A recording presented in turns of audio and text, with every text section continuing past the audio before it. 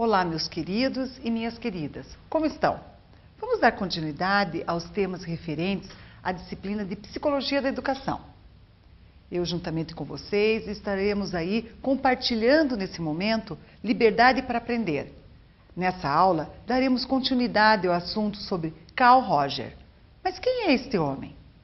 Carl Ronson Roger nasceu em 8 de janeiro de 1902, em Oak Park, nos arredores de Chicago. Tinha 4 irmãos e uma irmã. Sendo o antepenúltimo, os pais, de educação universitária, faziam parte de uma comunidade protestante, de forte pendor fundamentalista. A família valorizava uma educação moral, religiosa, sendo muito conservadora, isto é, muito enraizada nos valores tradicionais e fechada sobre ela mesma. Contudo, intelectualmente, era muito estimulante. Nesse contexto, ele faleceu em La Jolla, na Califórnia, em 4 de fevereiro de 1987, na sequência de uma fratura no colo do fêmur. De acordo com as instruções que deixara, as máquinas que mantinham artificialmente a sua vida foram desligadas após 3 dias de coma. Por aprendizagem significativa, entendo uma aprendizagem que é mais do que uma acumulação de fatos. É uma aprendizagem que provoca uma modificação, quer seja no comportamento do indivíduo, na orientação futura que escolhe ou nas suas atitudes e personalidade. É uma aprendizagem penetrante, que não se limita a um aumento de conhecimentos, mas que penetra profundamente todas as parcelas da sua existência. Roger, 1997. Que interessante tudo isso, pois as ideias de Roger sobre a educação são de fácil compreensão, já que as suas observações são frutos de uma vivência dentro do seu próprio consultório. Entre terapeuta e paciente, Roger desenvolveu uma teoria aplicável em qualquer tipo de relacionamento, seja entre professores e alunos, entre pais e filhos, amigos ou até mesmo na vida profissional. Na educação, deve haver um relacionamento interpessoal, afetuoso e de interesse de ambos, professor e aluno, juntos caminhando para o aprendizado significativo. Um aprendendo com o outro, todos os dias. Essa humildade por parte do professor o levará a um relacionamento autêntico e transparente com o educando. A autenticidade será a principal ferramenta do educador que conduzirá o aluno à aprendizagem significativa. Nesse sentido, que no campo da psicanálise, ele desenvolveu a ideia da terapia centrada na pessoa. No campo da educação, aplicando as experiências do consultório, trabalhou a aprendizagem centrada na pessoa.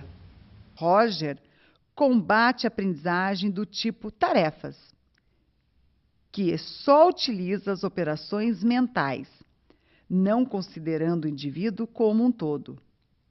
Esse tipo de aprendizado é esquecido com o tempo, pois não tem relevância com os sentimentos, as emoções e sensações do educando, e não provoca uma curiosidade que leve o indivíduo a aprofundar mais e mais. Para Roger, ensinar é mais que transmitir conhecimento. É despertar a curiosidade, é instigar o desejo de ir além do conhecido. É desafiar a pessoa a confiar em si mesmo e dar um novo passo em busca de mais. É educar para a vida e para novos relacionamentos. Viram que interessante tudo isso? que nós estamos discutindo sobre essa biografia de Roger e também a sua continuidade no sentido das suas contribuições? O professor passa a ser considerado um facilitador da aprendizagem. Não mais aquele que transmite conhecimento, e sim aquele que auxilia os educandos a aprender a viver como indivíduos em processo de transformação. O educando é instado a buscar o próprio conhecimento, consciente da sua constante transformação. Então, o que seria o facilitador? O facilitador, por sua vez, cria condições de interação pessoal com os educandos. Prepara o ambiente psicologicamente favorável para recebê-los, proporciona aos estudantes material de pesquisa, instiga a curiosidade, que é inerente ao ser humano.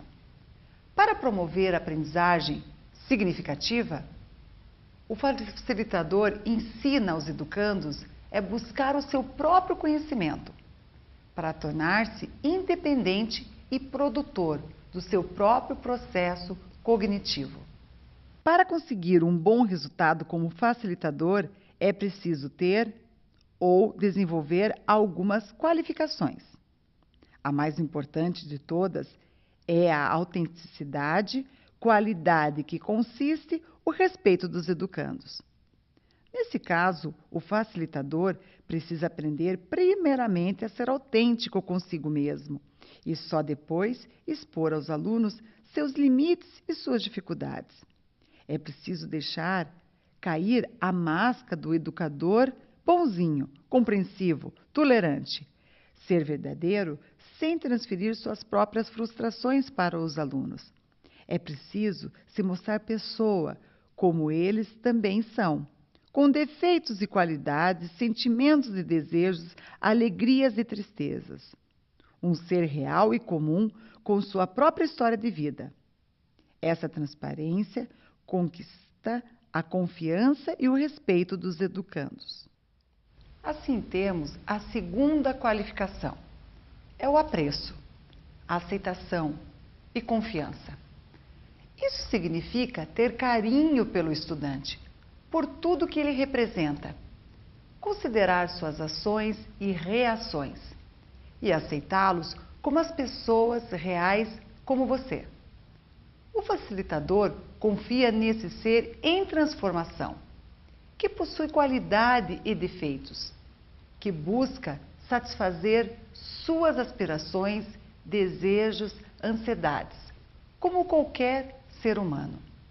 A terceira qualificação é a compreensão empática, que ocorre quando o facilitador deixa o julgamento de lado e compreende o educando, tornando a aprendizagem significativa.